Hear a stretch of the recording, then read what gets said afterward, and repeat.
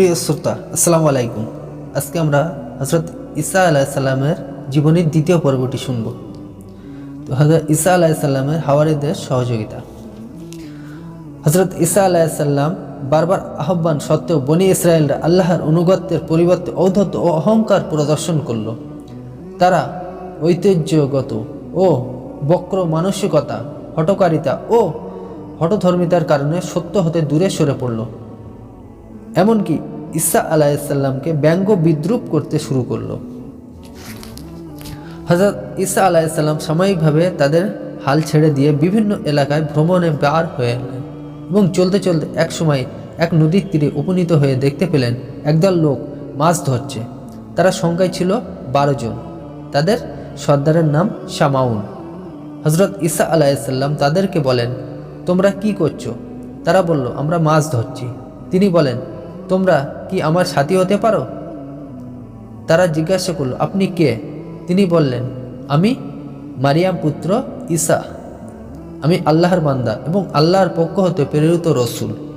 তারা বলল, আপনি নিজেকে আল্লাহ রসুল বলে দাবি করছেন, কিন্তু আপনি যে আল্লাহ রসুল তার প্রমাণ কি? আমরা আপনার এ দাবিকে সত্য বলে কিভাবে মেনে নিতে পারি? আপনি আপনার দাবির সপক্ষে কোনো নিদর্শন পেশ করতে পারলে আমরা আপনাকে রসুল বলে মেনে নিতে রাজি আছি। তিনি বলেন, এখন তোমরা নদীতে জাল ফেলে দেখবে, জালে এত অধিক পরিমাণ মাছ ধরা পড়বে যা ইতিপূর্বে তোমরা কখনো দেখোনি। তাদের সর্দার শামাউন নদীতে জাল নিক্ষেপ করলো, অতঃপর জাল টেনে তুলল। দেখা গেল জালে এত অধিক মাছ আটকে পড়ল যে জাল ফেটে যাওয়ার উপক্রম হলো।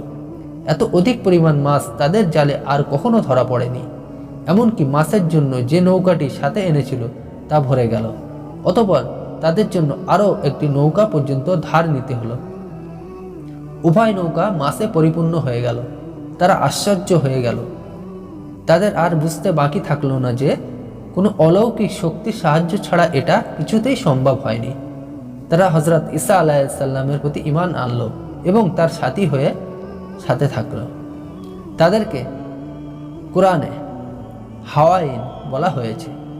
হাওয়ারি অর্থ সাদা পোশাক পরিহিত ব্যক্তি। যেহেতু তারা সাদা পোশাক পরিধান করত, তাই তাদেরকে হাওয়ারিন বলা হয়েছে। এক তফসিরে তাদেরকে ধোপা বলা হয়েছে। হযরত মারিয়াম আলাইসাল্লাম পুত্র ঈসাকে বিভিন্ন কাজ শিক্ষা দেওয়ার চিন্তা করেছিলেন। এ পরিকল্পনা অনুযায়ী তিনি তাকে কখনো কখনো বিভিন্ন মানুষের কাছে পাঠাতেন, যাতে সেখান থেকে কাজ শিক্ষা করে আসতে পারেন। একবার তাকে ধোপাদের কাছে পাঠালেন, যাতে তিনি কাপড় ধোয়ার কাজটি ভালোভাবে শিখে আসতে পারেন।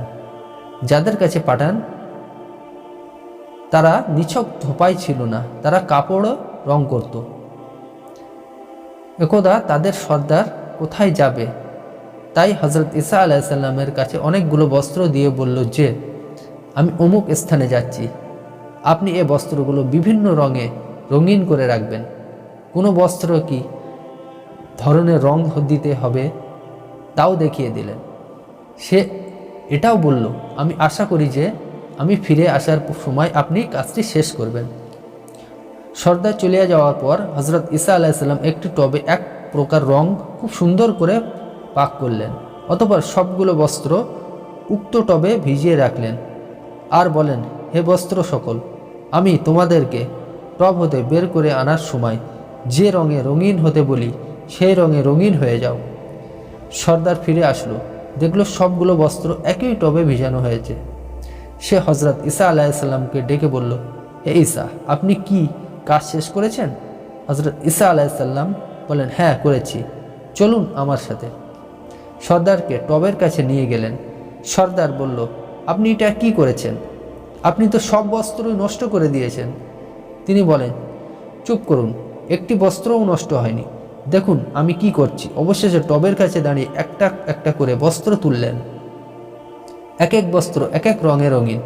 সর্দার যতটা বস্ত্র যে রঙের চেয়েছিল ঠিক তার চাহিদা মোতাবেক রঙিন হয়ে বের হয়ে আসলো। এটা দেখে সর্দার আশ্চর্য হয়ে পড়ল। অন্যদেরকে ডেকে এলে অলৌকিক ঘটনা প্রদর্শন করল।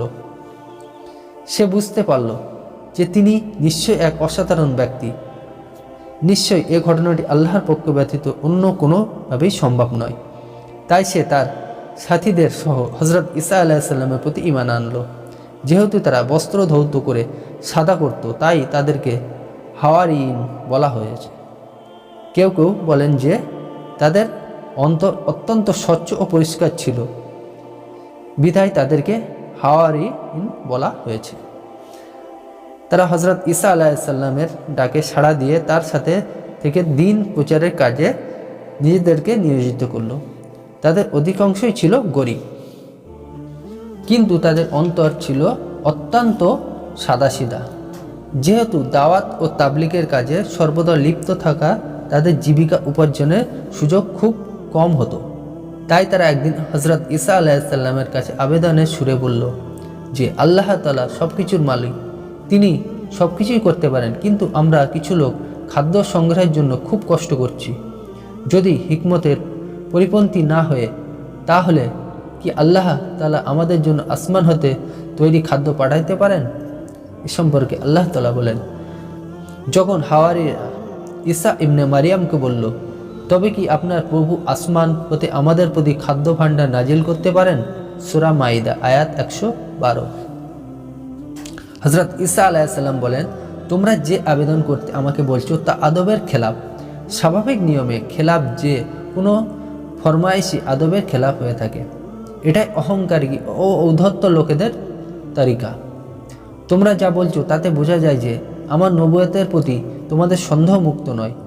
আমরা ভয় হচ্ছে যে আসমান হতে তোমাদের প্রতি খাদ্য নাজিল হলে তা তোমাদের জন্য ফিতনা ফাসাদের জন্ম নেবে।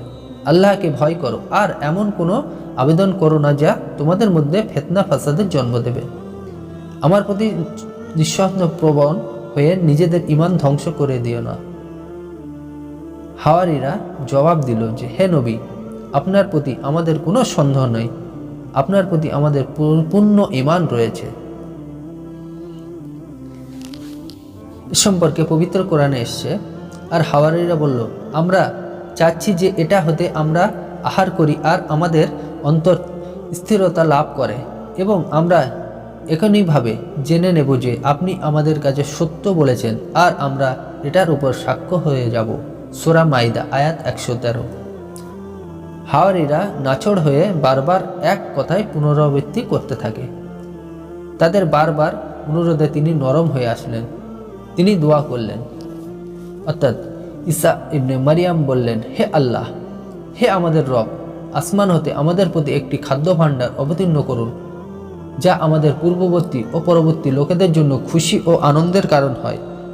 আপনার পক্ষ হতে একটি নিদর্শন প্রদান করুন আর আমাদেরকে রিজিক প্রদান করুন। নিঃসন্দেহে আপনি উত্তম রিজিক প্রদানকারী। সূরা মাইদা আয়াত 114। আল্লাহ পাক হজরত ঈসা আলাইসাল্লামের এ দোয়া কবুল করলেন, কিন্তু সাথে সাথে সাবধান করে দিলেন। আল্লাহ বলেন, নিঃসন্দেহে আমি তোমাদের প্রতি আসমান হতে খাদ্য ভাণ্ডার নাজিল করব, তবে এটার পরে তোমাদের থেকে যে কেউ নাশকরি করবে আমি তাকে এমন শাস্তি দিব যে যা নিখিল বিশ্বের কাউকে দিব না। হজরত ইবনে আব্বাস রাদিয়াল্লাহু আনহা থেকে বর্ণিত, হজরত ঈসা আলাইসাল্লাম বলেন, তোমরা 30 দিন ক্রমাগত রোজা রাখো, অতঃপর তোমরা ইচ্ছামতো আল্লাহ পাকের কাছে দোয়া করো, আল্লাহ তাই দান করবেন।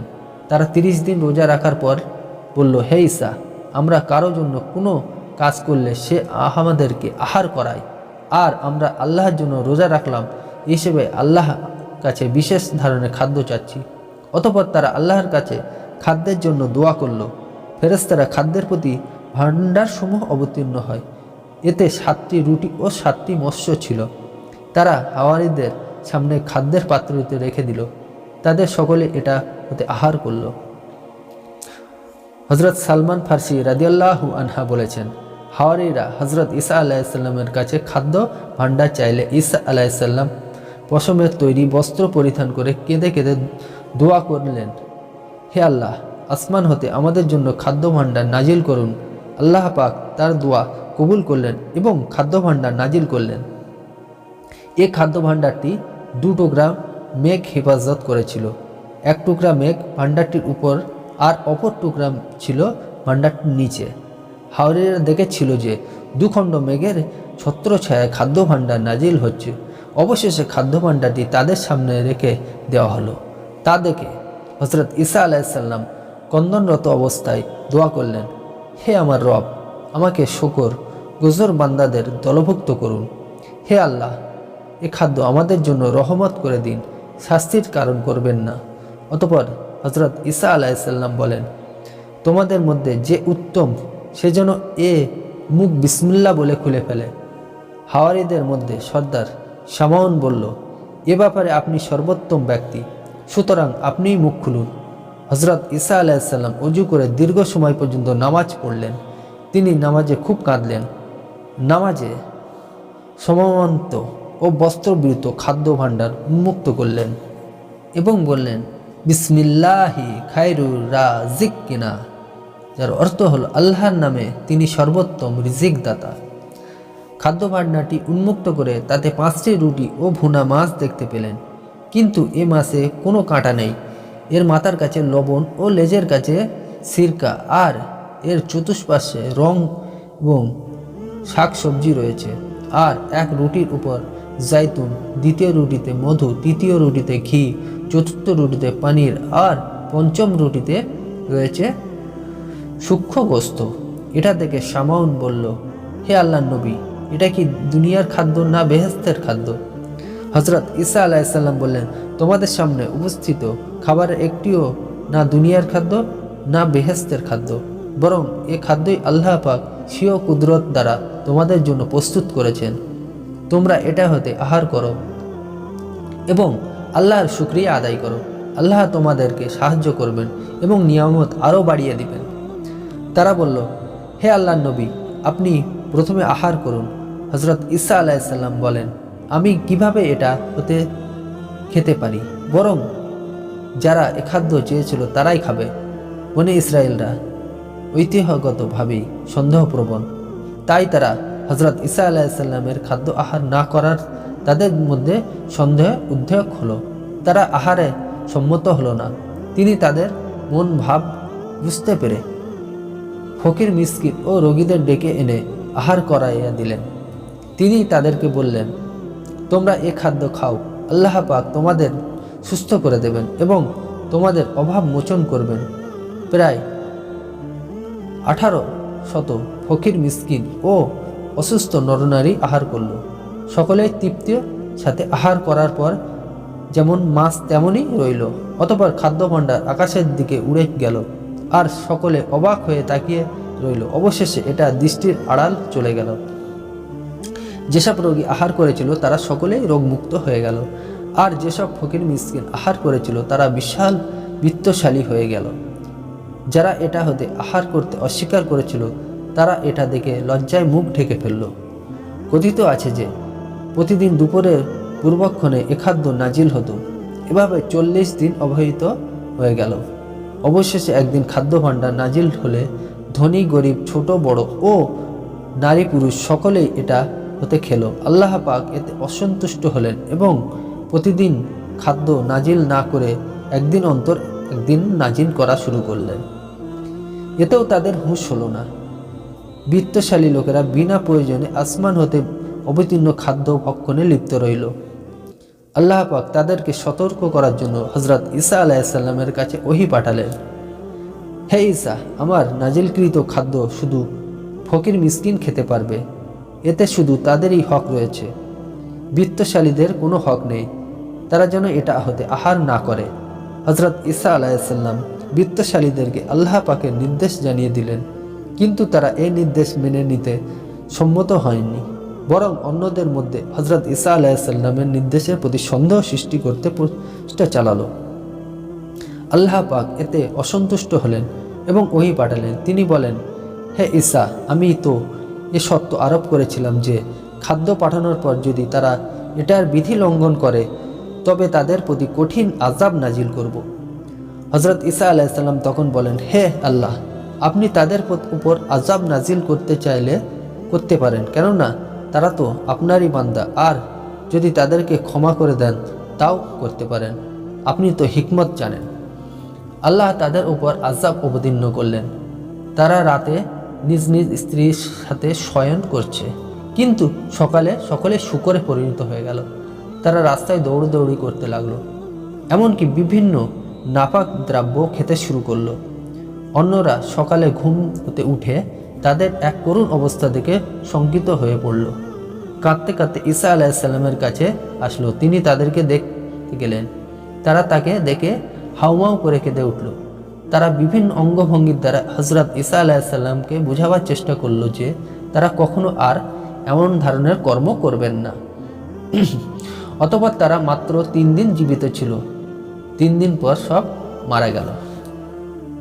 হজরত ঈসা আলাইসাল্লাম জীবন্ত আকাশে উত্তোলন। হজরত ঈসা আলাইসাল্লাম অবিবাহিত ছিলেন আর বসবাসের জন্য ঘরও বানাননি। তিনি শহরে শহরে গ্রামে গ্রামে ঘুরে ঘুরে মানুষকে আল্লাহর বাণী শুনিয়ে দাওয়াত ও তাবলীগের দায়িত্ব পালন করতেন।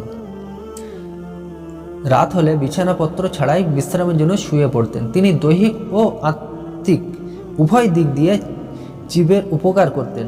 ফলে তিনি যেখানেই উপস্থিত হতেন হাজার হাজার লোক ভক্তি সহকারে সেখানেই জড়ো হয়ে যেত। কিন্তু ইহুদিরা তার প্রতি জনপ্রিয়তা সইতে পারল না।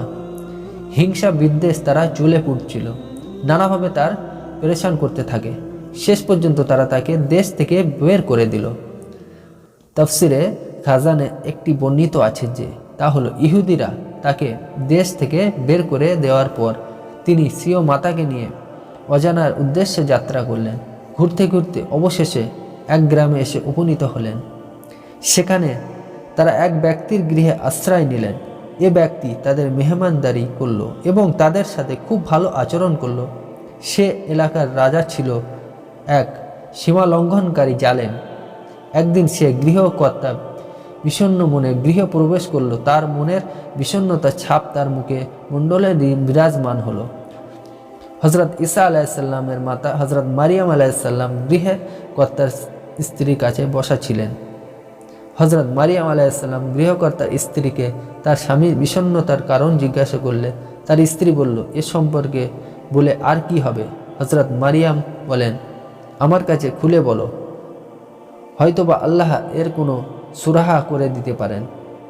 সে ব্যক্তির স্ত্রী বলল, আমাদের এলাকা বাদশাহ বড় অত্যাচারী এবং জালেম বাদশাহ তার ভরণ পোষণের ভার প্রজাদের উপর ন্যস্ত করেছে। প্রতিদিন একজন তার এবং তার সেনাবাহিনীর আহারের ব্যবস্থা করতে হয় এবং তাদেরকে মদ পান করাতে হয়। যদি কেউ তা না করাতে পারে তবে তাকে অমানসিক নির্যাতন সহ্য করতে হয়। আজ আমাদের পালা, অথচ তাদের আহারে মদ পানের ব্যবস্থা করার মতো আমাদের কোনো সামর্থ্যই নেই। হজরত মারিয়াম বলেন, তোমার স্বামীকে বলো সে যেন এ বিষয়ে চিন্তা না করে। আমি আমার ছেলেকে বলবো সে যেন আল্লাহর দরবারে তোমার জন্য দোয়া করে। আল্লাহ তোমাদের অভাব দূর করে দেবেন, জালেম বাদশাহের জুলুম হতে তোমাদেরকে রক্ষা করবেন। অতঃপর তিনি হজরত ঈসা আলাইসাল্লামের কাছে সমস্ত ঘটনা খুলে বলেন এবং তাদের জন্য দোয়া করতে বলেন।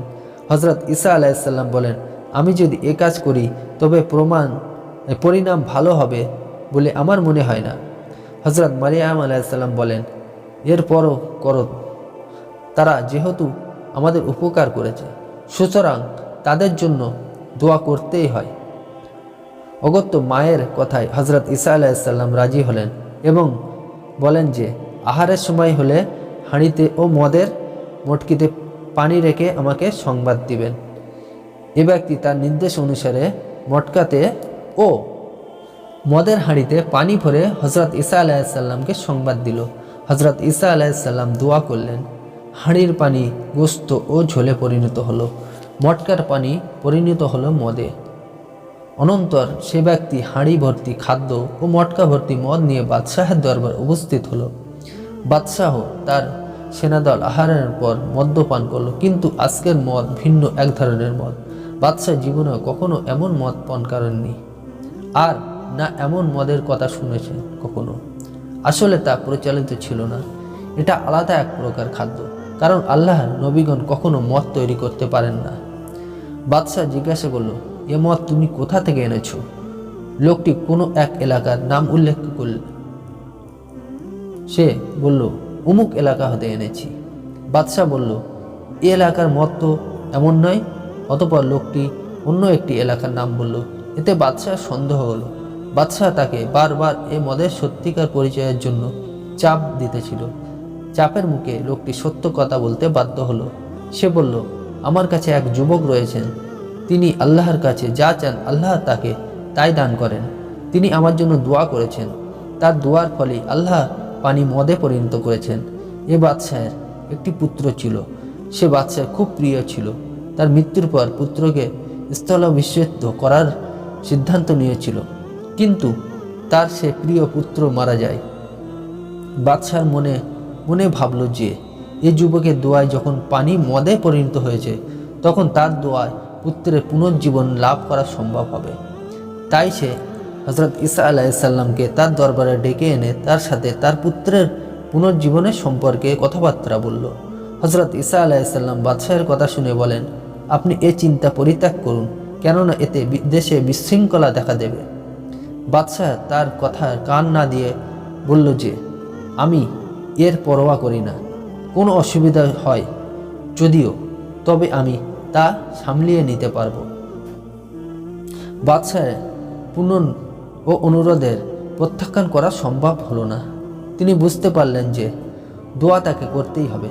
তাই তিনি এক শর্ত আরোপ করলেন যে, যদি আমার দোয়া ফলে আপনার পুত্র পুনর্জীবন লাভ করে, তাহলে আমাকে আমার মাতাকে যেখানে ইচ্ছা সেখানে চলে যেতে বাধা দিতে পারবেন না। বাদশাহ এ শর্ত মেনে নিল। অনন্তর হজরত ঈসা আলাইসাল্লাম আল্লাহর দরবারে প্রার্থনা করলেন। রাজপুত্র পুনরায় জীবন লাভ করল। দেশের প্রজারা যখন দেখল যে বাদশাহের পুত্র জীবন লাভ করেছে, তখন তাদের টনক নড়ল, কেননা বাদশাহ ছিল অত্যন্ত জালিম।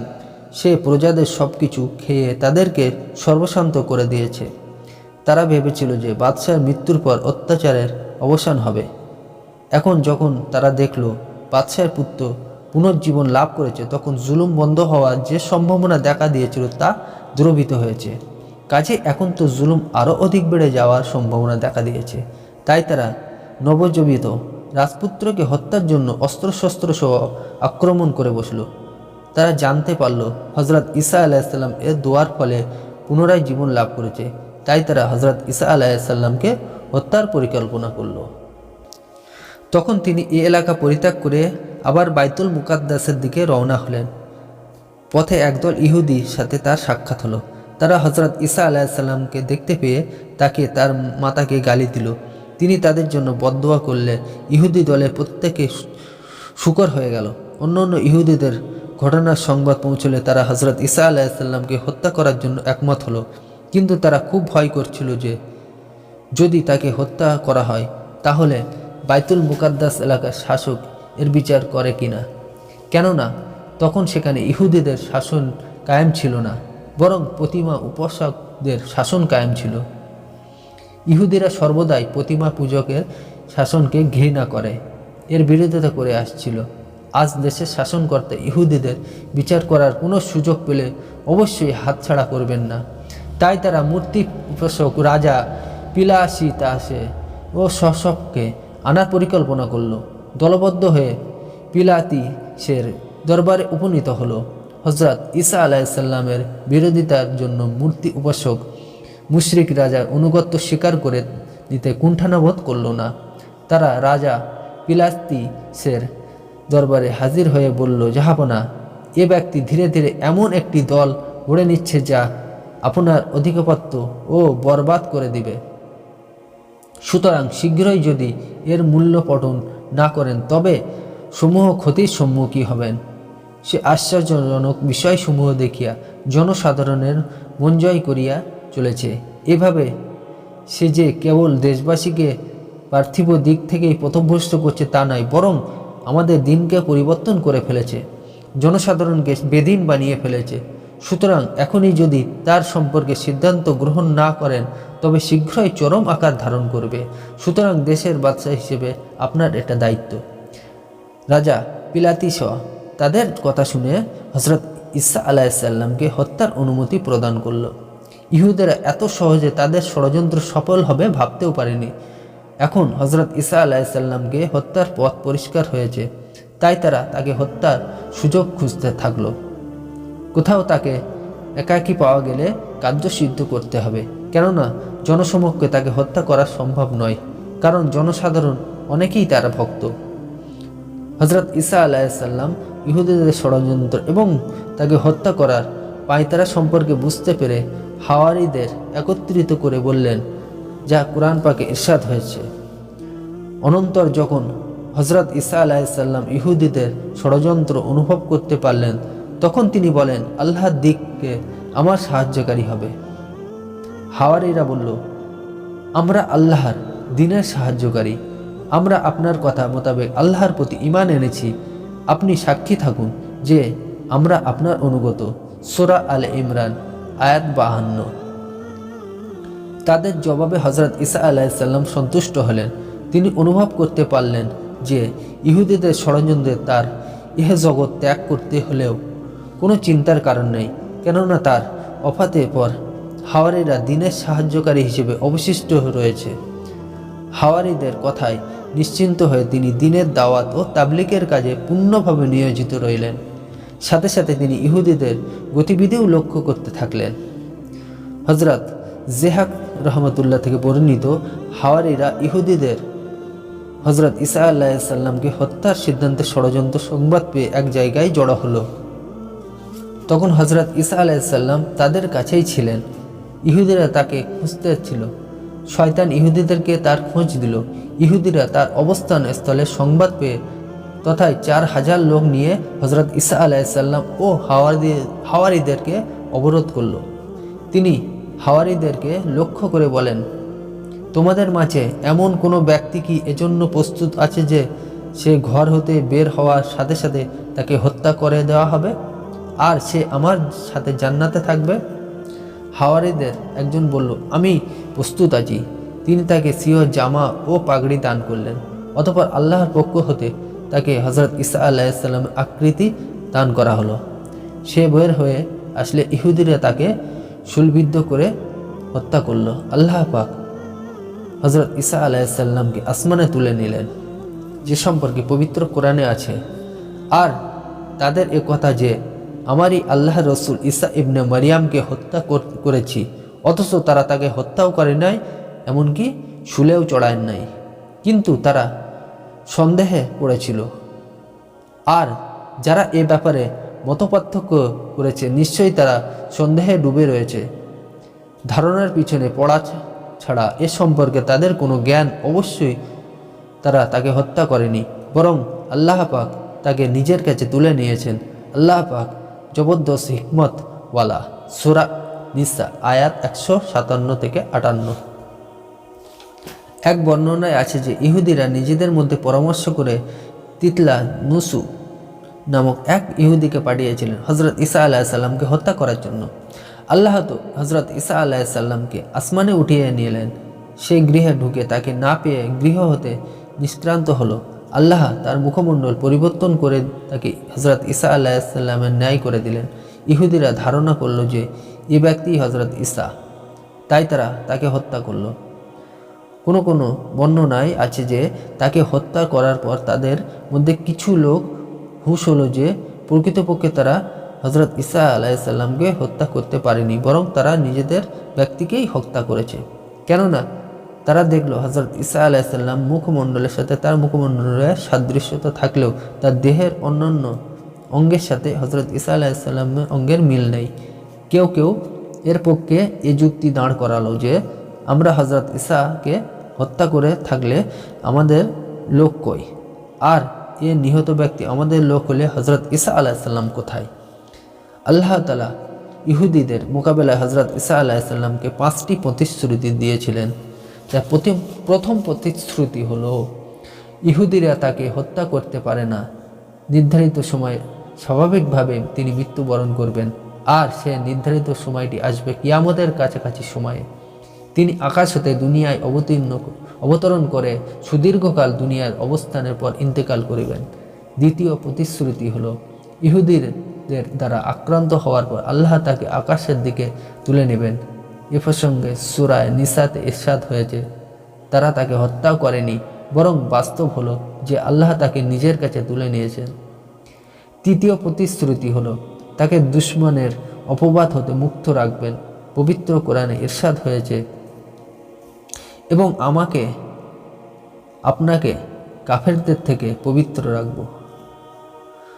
চতুর্থ প্রতিশ্রুতি হলো আল্লাহ তাআলা হযরত ঈসা আলাইহিসসালামকে বলেন যে তিনি কিয়ামত পর্যন্ত হযরত ঈসা আলাইহিসসালামের অনুসারীদেরকে কাফেরদের উপর বিজয়ী করে রাখবেন। তাফসীরবিদরা বলেন তারা অনুসরণের অর্থ তার নবুয়াতের প্রতি ঈমান। মুসলমান ও নাসারা উভয় হযরত ঈসা আলাইহিসসালামকে নবী বলে বিশ্বাস করে। এই হিসেবে মুসলমান ও নাসারা অর্থাৎ খ্রিস্টান উভয় হযরত ঈসা আলাইহিসসালামের অনুসারী। তবে পরকালীন মুক্তির জন্য এ বিশ্বাসটুকুই যথেষ্ট নয়, বরং ঈসা আলাইহিসসালাম যেসব বিধানসহ দুনিয়া প্রেরিত হয়েছিলেন তার প্রত্যেকটি প্রতি আন্তরিক বিশ্বাস রাখা উপর পরকালীন মুক্তি নির্ভরশীল। মূলত হযরত ঈসা আলাইহিসসালাম আগমনের প্রধান উদ্দেশ্য ছিল হযরত মুহাম্মদ সাল্লাল্লাহু আলাইহি সাল্লাম নবুয়ত ও রিসালাতের সংবাদ প্রদান করা। সুতরাং রাসূলুল্লাহ সাল্লাল্লাহু আলাইহি সাল্লামের নবুয়ত ও রিসালাতের বিশ্বাস না রাখলে পরকালীন মুক্তি সম্ভব নয়। এক্ষেত্রে নাসারা ছিটকে পড়ে গিয়েছে। সুতরাং একমাত্র মুসলমানই পরকালীন মুক্তির প্রকৃত হকদার। তবে দুনিয়াবী ক্ষেত্রে মুসলমান ও নাসারা উভয় জাতি সর্বদা ইহুদিদের উপর বিজয়ী হয়ে আছে। এ সম্পর্কে আল্লাহ তাআলা ইরশাদ করেন, অনন্তর কিয়ামতের দিন আমার দিকেই তোমাদের প্রত্যাবর্তন করতে হবে। তোমরা যে বিষয়ে মতানৈক্য করেছিলে তখন আমি সে বিষয়ে তোমাদের মধ্যে ফয়সালা করব। সূরা আলে ইমরান আয়াত 45। কিয়ামতের দিনে আল্লাহ যখন ধর্মীয় মতানৈক্য বিষয়সমূহে মীমাংসা করবেন তখন অবশ্যই প্রতিশ্রুতিপূর্ণ হবে। আল্লাহ সুবহানাহু ওয়া তাআলা হযরত ঈসা আলাইহিস সালামকে আকাশে তুলে নিয়েছেন। ইহুদিদের ধারণা তারা হযরত ঈসা আলাইহিস সালামকে শূলবিদ্ধ করে হত্যা করেছে। তাদের এই মিথ্যা ধারণা খণ্ডন করে আল্লাহ পাক বলেন, তারা তাকে হত্যার ষড়যন্ত্র করেছে আর আল্লাহর কৌশল করে তাকে তাদের ষড়যন্ত্রের প্রভাব হতে দূরে রেখেছেন। ষড়যন্ত্রের পরিকল্পনা বাস্তবায়নের জন্য ইহুদিরা হযরত ঈসা আলাইহিস সালামকে হত্যা করার জন্য তার ঘরে প্রবেশ করেছিল। আল্লাহ পাক ইহুদিদের প্রতি প্রেরিত ইহুদি ব্যক্তিকে চরমভাবে হত্যা করেছেন আর তাকে আকাশে তুলে নিয়েছেন। খ্রিস্টানরা মনে করে হযরত ঈসা আলাইহিস সালামকে শূলবিদ্ধ করে হত্যা করা হয়েছিল, কিন্তু পরে পুনর্জীবন দান করে তাকে আকাশে তুলে নেওয়া হয়েছে। এ সম্পর্কে পবিত্র কোরআন পাকে এসেছে, তারা তাকে হত্যা করেনি এবং তাকে শূলবিদ্ধ করেনি, তবে তাদেরকে সন্দেহে পতিত করা হয়েছিল। এ আয়াতের সংখ্যে দ্বারা প্রমাণিত হলো যে নাসারাদের ধারণা সম্পূর্ণ অমূলক, অসত্য ও ভিত্তিহীন। পক্ষান্তরে মুসলমানদের ঈমান হলো যে আল্লাহ হযরত ঈসা আলাইহিস সালামকে জীবিত অবস্থায় সশরীরে আসমানে তুলে নিয়েছেন। এখন তিনি দ্বিতীয় আসমানে অবস্থান করছেন। হযরত আনাস বিন মালিক রাদিয়াল্লাহু আনহু হতে বর্ণিত আছে যে মিরাজের রাতে রাসূলুল্লাহ সাল্লাল্লাহু আলাইহি সাল্লাম যখন হযরত জিবরাইল আলাইহিস সালামের সাথে আসমানসমূহ একের পর এক অতিক্রম করে আল্লাহ পাকের সান্নিধ্যে গমন করেছিলেন, এমত অবস্থায় যখন দ্বিতীয় আসমানে উপনীত হন তখন সেখানে হযরত ইয়াহইয়া আলাইহিস সালাম ও হযরত ঈসা আলাইহিস সালামকে দেখতে পেলেন। তার সাথে তাদের উভয়ের সালাম কালাম হয়। কিয়ামতের কিছুকাল পূর্বে হযরত ঈসা আলাইহিস সালাম পুনরায় দুনিয়াতে অবতরণ করবেন। সহিহ বুখারী ও মুসলিম। হযরত নাওয়াস বিন শিমআন রাদিয়াল্লাহু আনহা হতে বর্ণিত আছে যে একদিন রাসূলুল্লাহ সাল্লাল্লাহু আলাইহি সাল্লাম দাজ্জালের আবির্ভাব সম্পর্কে আলোচনা করছিলেন। তিনি আফসোস করে বললেন যে দাজ্জালের আবির্ভাবের সময় যদি আমি তোমাদের মধ্যে থাকতাম তবে তোমাদের পক্ষ হতে আমি তাকে প্রতিরোধ করতাম, কিন্তু তার আবির্ভাবকালে আমি তোমাদের মাঝে থাকব না। তদুপরি আল্লাহ প্রত্যেক মুসলমানকে সাহায্য করবেন। তিনি বলেন, দাজ্জাল বয়সে যুবক হবে, তার মাথায় কুকড়ানো চুল এবং চোখ দুটি এমন হবে যে যেন উপরে উঠানো দুটি গোস্তের টুকরা। তার দেহ আব্দুল উজ্জা বিন কাতানোর সদৃশ্য হবে।